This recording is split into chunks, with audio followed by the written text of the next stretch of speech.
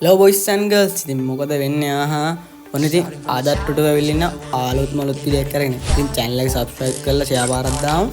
ඒ වගේම comment කරලා like එකකුත් දාමු. ඉතින් bell icon එක all එකත් දාලා තියාගන්න මම දාන වීඩියෝ හැමදාම බලන්න. ඉතින් වැඩි කතාවක් ඕනේ නැහැ. අපි යමු වීඩියෝ එකට.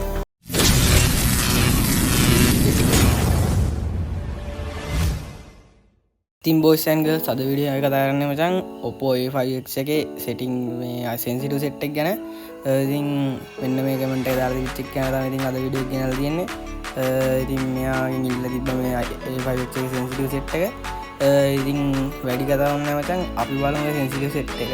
ඉතින් මචං මෙන්න මේ විදියට මේ ඊයරස් මචං sensitive set එක අපිට මේ විදියට බලන්න පුළුවන්.